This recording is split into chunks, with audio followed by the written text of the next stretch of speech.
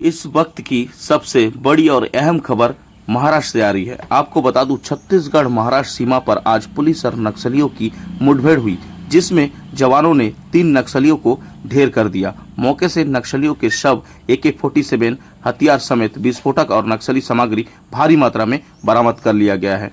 आज गढ़चिरौली पुलिस के जवानों की सर्चिंग पार्टी भैरमगढ़ थाना क्षेत्र के कतरकट्टा क्षेत्र की ओर निकले थे, जहां नक्सलियों की उपस्थिति की सूचना जवानों को थी। सर्चिंग पार्टी जैसे पहुंची, नक्सलियों द्वारा लगातार फायरिंग शुरू कर दी गई, जिसके बाद जवानों ने भी जवाबी फायरिंग में लगातार नक्सलियों के साथ लोहा लिया, और जिसमें 3 जो है कि इनामी नक्सली को जवानों ने ढेर कर दिया और भारी मात्रा में विस्फोटक को जब्त कर लिया है। 13 मई 2024 को सुबह 9 बजे के आसपास गढ़चिरौली पुलिस को एक गोपनीय माहिती मिली थी, जिसमें कतरनगट्टा गांव जो भामरागढ़ तालुका में आता है और नारगोंडा पुलिस स्टेशन के हद में आता है, उधर पेरीमली दलम के कुछ वरिष्ठ माओवादी काडर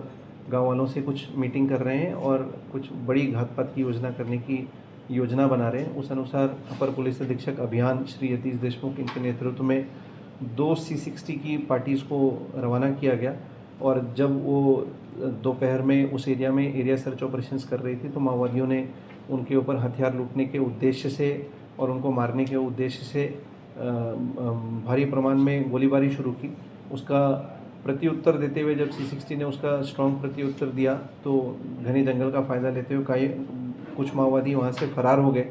और एरिया सर्च में हमें 3 माओवादियों के मृतदेह वहाँ पे मिले, जिसमें एक पुरुष माओवादी जिसका नाम वासु उर्फ समर कोरचा है, बस्तर एरिया का रहने वाला है। वो कमांडर और इंचार्ज पेरीमली दलम का था और डिविजनल कमेटी मेंबर था पेरीमली दलम का, और उसमें उसके ऊपर 16 लाख की बख्शीश महाराष्ट्र शासन ने जाहिर की थी। 2 महिला माओवादी जिनके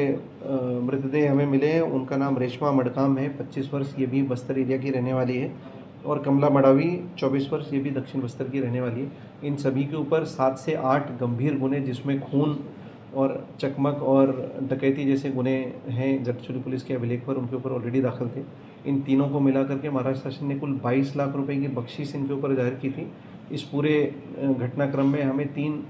स्वचालित ऑटोमेटिक हथियार हमें मिले हैं, जिसमें एक AK-47, एक कार्बाइन और एक इंसास राइफल हमें मिली है। भारी प्रमाण में हमें रोक रकम